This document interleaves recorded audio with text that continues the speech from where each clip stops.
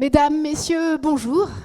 Je m'appelle Hélène de Terme, je suis la directrice des partenariats du Carnot CETIM et je suis ravie de vous présenter une conférence dédiée à la cartographie des forces du réseau des Carnots en fabrication additive.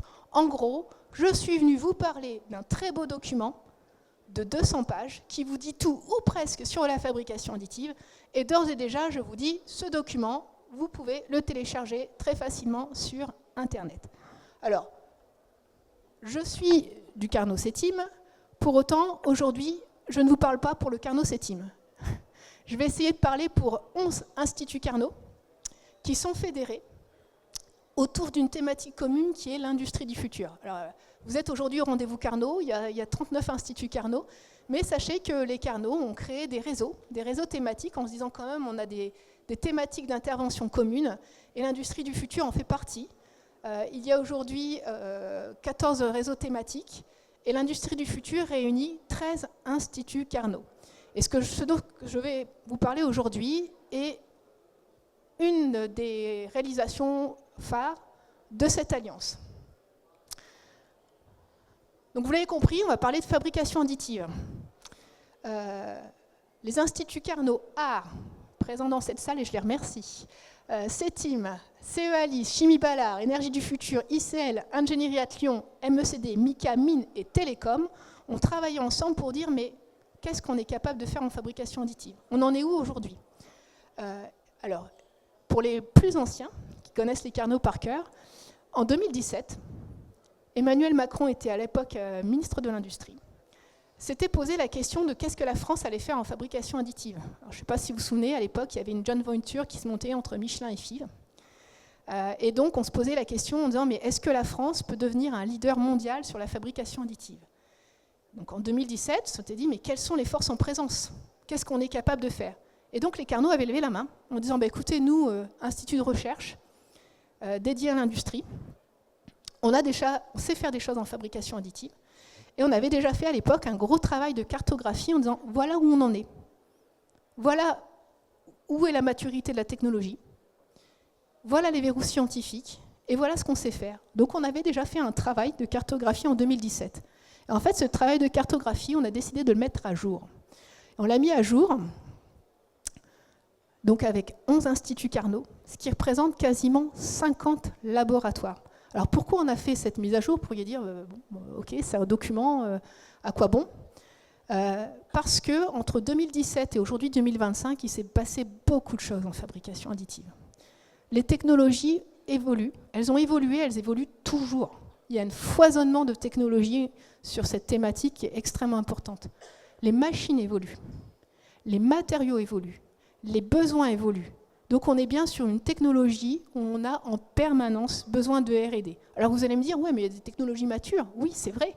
Et d'ailleurs, il y a déjà des industriels qui fabriquent des pièces en fabrication additive en série. À titre d'exemple, Safran a conçu ses réacteurs nouvelle génération en fabrication additive et va les fabriquer en fabrication additive.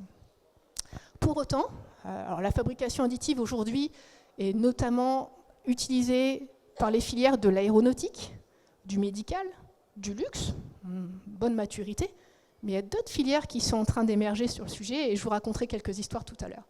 Donc, on avait besoin de comprendre quelles étaient les évolutions sur la fabrication additive, d'identifier quel Carnot sait faire quoi, parce que c'est tellement compliqué ce sujet, il y a tellement de technologies, il y a tellement de matériaux, mais qui sait faire quoi? Alors moi, je suis Carnot CETIM, par exemple, la fabrication additive, me concernant, c'est que sur des matériaux métalliques. Mais vous allez voir qu'il y a d'autres Carnot qui travaillent sur d'autres matériaux, et ça c'est une petite nouveauté, parce qu'en 2017 on avait regardé que les matériaux métalliques et les matériaux polymères, et dans cette cartographie vous allez voir qu'il y a des Carnot qui travaillent sur des matériaux béton, qui travaillent sur des matériaux biologiques, qui travaillent sur des matériaux céramiques, qui travaillent sur des matériaux verts, et qui travaillent sur des matériaux biosourcés. Donc dans ce document, vous verrez qui fait quoi, qui développe quels matériaux et pour quel domaine industriel. Et c'est bien de parler d'industrie, c'est comme le but des rendez-vous Carnot, hein. On est des chercheurs, mais des chercheurs pour l'industrie. Ce qu'on voulait montrer au travers de cette cartographie, c'est quel Carnot sait, par exemple, travailler avec le domaine du nucléaire. Quel Carnot sait travailler pour le domaine de l'automobile. Donc on a interrogé les Carnot sur leur réalisation industrielle. Alors, je vais quand même vous... Alors, j'ai oublié de dire, je ne suis pas chercheuse en fabrication additive. Donc, ne me posez pas trop de questions techniques. Mais je vais quand même vous livrer un peu des grandes tendances industrielles. Comme je vous le disais, c'est une technologie relativement mature. Mais comme on a toujours une évolution, il y a encore des travaux de recherche. Pourquoi cette technologie est intéressante? Parce qu'elle a des avantages technico-économiques indéniables. La fabrication additive va pouvoir nous permettre de repenser nos pièces, et notamment de les alléger. Et vous savez qu'en ce moment, la partie environnementale est un point prégnant pour les entreprises. On doit chercher à baisser le poids des pièces. On va économiser la matière première. Quand on voit le prix de l'acier aujourd'hui, c'est intéressant de pouvoir avoir cette possibilité. On va surtout pouvoir faire des pièces plus complexes, limiter les assemblages. On va ajouter des fonctions. Et là, on est vraiment dans des enjeux d'innovation. Et une petite nouveauté, on va réduire les délais d'approvisionnement et on va pouvoir relocaliser des fabrications. Moi, j'aime bien raconter des histoires, donc je vais vous raconter une histoire. On parle beaucoup de nucléaire en France. On parle beaucoup de l'EPR2. Pour faire des centrales nucléaires, il faut des composants comme des pompes, des robinets, des vannes. Et pour fabriquer ces pompes, ces robinets, ces vannes, il faut une matière première brute qui est souvent issue d'opérations de fonderie. Des fondeurs, il y en a de moins en moins. Donc aujourd'hui, les fabricants de pompes, de robinets, de vannes, etc. disent oui, mais EDF me demande de sortir des éléments pour le PR2, mais je ne suis pas capable de les produire parce que je n'arrive pas à m'alimenter en matière brute, en fonderie. Et donc, un de ces enjeux pour ces entreprises, c'est de dire on va relocaliser et nous, on va fabriquer, pour ne plus avoir à s'approvisionner en brut de fonderie, on va, nous, essayer de repenser nos pièces en fabrication additive. Voilà un exemple très concret. Alors vous allez me dire, waouh, des pièces en fabrication additive montées sur des centrales. Eh bien oui, on a aujourd'hui une première pièce qui a été montrée sur le circuit primaire d'une centrale, qui a été faite en fabrication additive.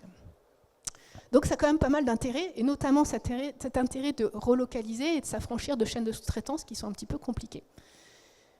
Alors le marché, c'était un petit peu contraint ces dernières années, parce que vous allez me dire, ouais, mais bon, fabrication additive, on en parle depuis pas mal de temps, on n'a pas eu la révolution fabrication additive comme on avait eu la révolution des plastiques dans les années 70. Le marché repart. Après quelques années où c'était un peu contraint, là, vous voyez, les perspectives sont très prometteuses à l'international. On est à 14 milliards en 2023 et on a des projections à 20 milliards en 2028. Alors la fabrication additive, c'est compliqué quand même. Souvent, on dit que c'est un procédé de fabrication numérique, ce qui n'est pas totalement faux. Et vous voyez, ce qu'on a essayé de faire ici, c'est de dire, faire une pièce en fabrication additive, c'est activer plein de maillons différents sur une chaîne de valeur.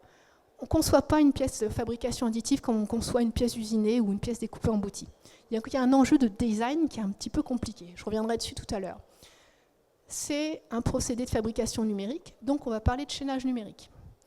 C'est un procédé qui est un peu paradoxal parce que finalement, on fabrique son matériau en même temps que la pièce. Mais pour fabriquer son matériau, il faut quand même une matière première, qui peut, par exemple, des poudres. Donc, on va parler de produire ces matériaux. Et puis, il va falloir avoir les machines pour mettre en œuvre les procédés de fabrication additive. Alors, je sais que quand on n'est pas expert du domaine, souvent on dit fabrication additive, on pense aux petites imprimantes 3D. Moi, j'en ai une chez moi, 400 €. Okay. Là, je ne vous parle pas de la même chose. Je vous parle de machines pour de la production industrielle. Et ces machines-là, c'est plusieurs millions d'euros. Donc, on va parler de machines. Il y a plein de technologies, mais il y a des technologies de fabrication additive où vous partez d'une poudre. Vous allez par exemple la coller, la poudre, pour faire une pièce, et quand elle sort de la machine, elle est très fragile. Donc il va y avoir des grandes étapes de post-traitement pour rendre la pièce plus solide. Le post-traitement est donc un vrai sujet d'intérêt. Et puis une pièce en fabrication additive, il y a forcément des petits défauts dedans. Donc il va falloir contrôler. L'impact environnemental est un vrai sujet. Donc comment on va travailler l'impact environnemental d'une pièce en fabrication additive? Les aspects HSE, je vous évoquais des poudres, métalliques notamment. Qu'est-ce que ça veut dire en matière HSE? Et puis, comment je fais pour intégrer une fabrication additive dans mon atelier? Alors, tout ça pour vous dire que finalement, faire de la fabrication additive, ça amène à travailler avec une grande diversité d'acteurs. Et les instituts Carnot peuvent travailler avec tous ces acteurs-là, c'est-à-dire à la fois des acteurs du numérique, à la fois des fabricants de machines, à la fois des développeurs de matériaux, à la fois des entreprises utilisatrices qui veulent fabriquer des pièces Et vous avez vu, en France, on attend une croissance annuelle de 7% sur les prochaines années, donc il se passe quelque chose. Ce qu'on voulait montrer, tout à l'heure, en début d'exposé, je vous ai dit, bon, il y a des filières où il y a déjà pas mal de fabrication additive, comme l'aéronautique, le luxe, le médical. Les 11 instituts Carnot qui travaillent sur le sujet ont déjà une empreinte sur 14 filières industrielles. Alors oui, on retrouve l'aéronautique, oui, on retrouve le médical, mais vous voyez l'énergie qui arrive, le nucléaire, la défense. Et oui, c'est un vrai enjeu en ce moment, la défense. Donc comment produire plus vite ? Des missiles, il faut se dire la vérité. Et on est capable d'en faire en fabrication additive. Le naval, l'automobile, le ferroviaire, la construction. Je vous ai dit au démarrage que dans cette cartographie, on évoquait des matériaux béton. Donc on peut fabriquer pour la construction des éléments en béton. Vous voyez, 14 filières industrielles adressées par les Carnot, et puis des domaines de spécialisation. Alors si vous êtes intéressé par le sujet, évidemment, moi je vous incite à prendre contact directement avec les Carnot qui ont une activité plus marquée sur certaines filières. Dans le document dont je vous ai parlé tout à l'heure, vous avez tous les éléments. Vous avez également les noms de contact. Alors vous allez peut-être me dire, ouais, mais la fabrication additive, c'est pour les grands, c'est pour les grosses entreprises. Alors oui, c'est vrai que ça a été d'abord tiré par les grands acteurs, les groupes. Néanmoins, vous voyez que les chaînes de sous-traitance, les ETI, les PME, commencent à s'y mettre. Et sur l'aéronautique, typiquement, qui est peut-être le secteur qui est le plus mature, vous voyez qu'aujourd'hui, on travaille pas mal avec des PME. Donc ça, c'est intéressant parce qu'on voit que petit à petit, il y a une empreinte industrielle qui va devenir de plus en plus marquée sur le sujet. Alors, la fabrication additive, si on regarde un petit peu les avancées techniques et économiques, c'est vrai qu'au départ, on parlait beaucoup de fabrication additive pour faire de la maintenance. Vous voyez que maintenant, on est vraiment sur la fabrication de pièces, y compris en série. Il y a des procédés, des technologies de fabrication additive qui sont adaptées pour faire déjà des moyennes séries. Alors, j'ai oublié peut-être de vous dire en amont, s'il y a encore de la R&D, s'il y a encore un foisonnement de technologies, c'est parce qu'on a des besoins différents. Par exemple, dans l'énergie, on va chercher à faire des très grandes pièces. Et quand je dis des très grandes pièces, c'est plusieurs mètres de long, de haut. À côté de ça, il y a certains secteurs où on va chercher au contraire à faire des pièces de plus en plus complexes et de plus en plus petites.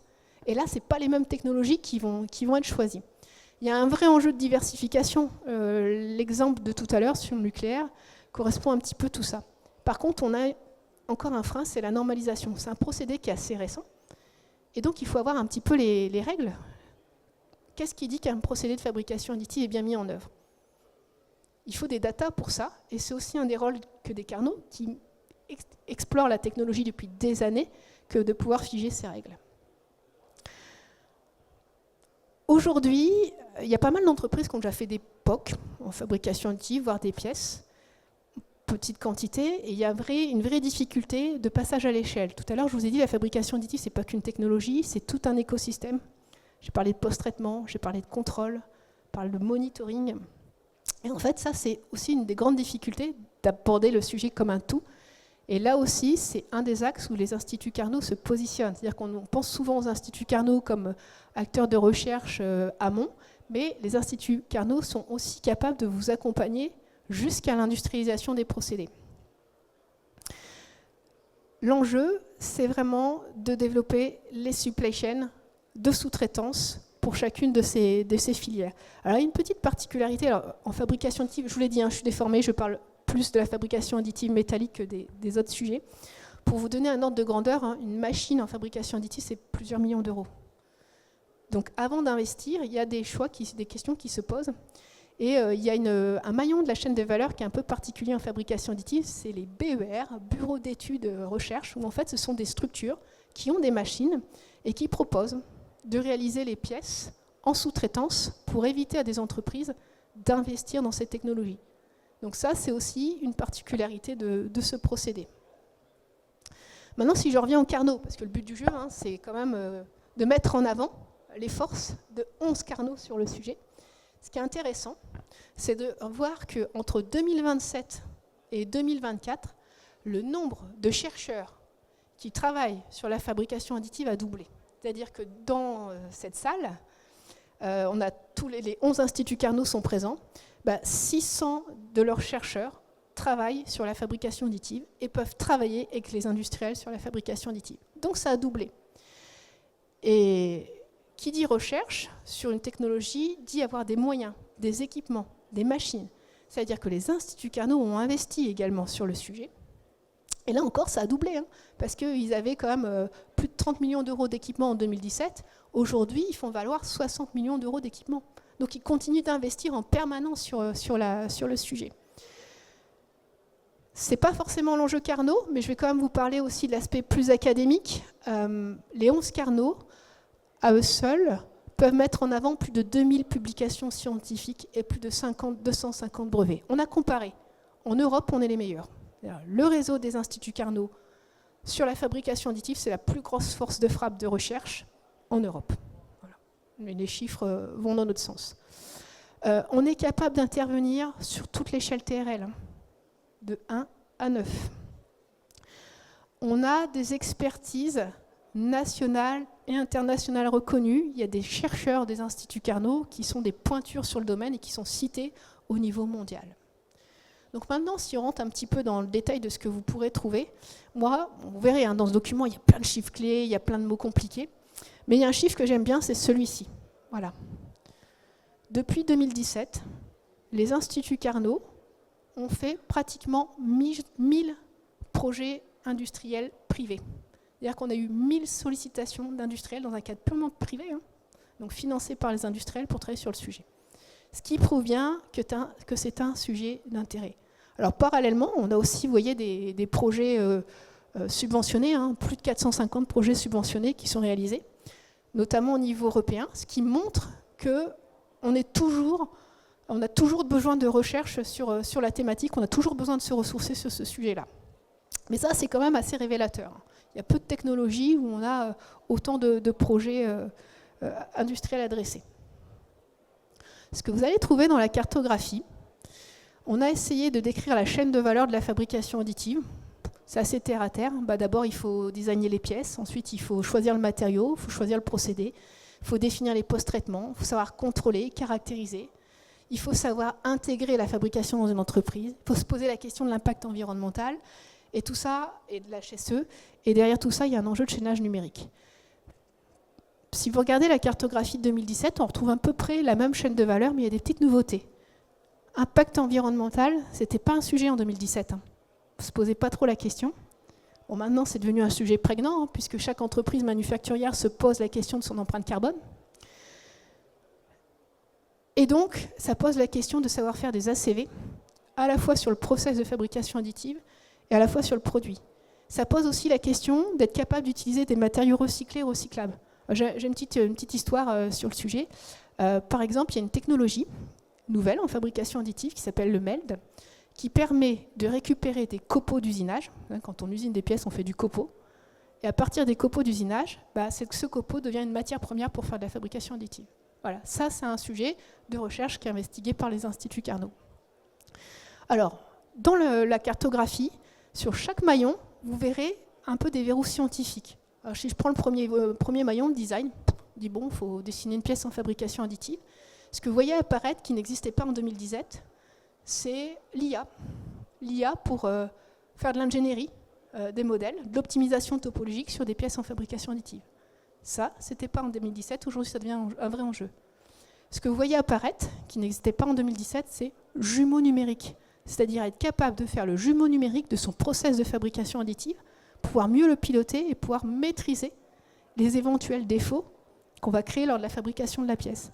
Donc il y a plein de petits verrous que vous verrez apparaître dans la cartographie.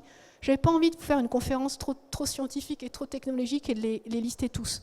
Dans le document, vous avez une vision très formalisée de tous les verrous scientifiques qui existent sur chaque maillon de la chaîne de valeur. Alors je vous donne des exemples quand même. Vous allez me dire, ah, ton slide, fou. Ce qui est intéressant, c'est de se dire, voilà, pour faire de la fabrication additive, il y a donc toute une chaîne de valeur, designer, choisir ce matériau, fabriquer, contrôler. Eh bien, en fait, chaque Carnot et chaque laboratoire, je vais prendre les amis des arts, vous voyez, qui commencent, chaque laboratoire de chaque Carnot s'est référencé en disant, moi là, je suis très très bon, là, je suis très bon, et là, je suis bon.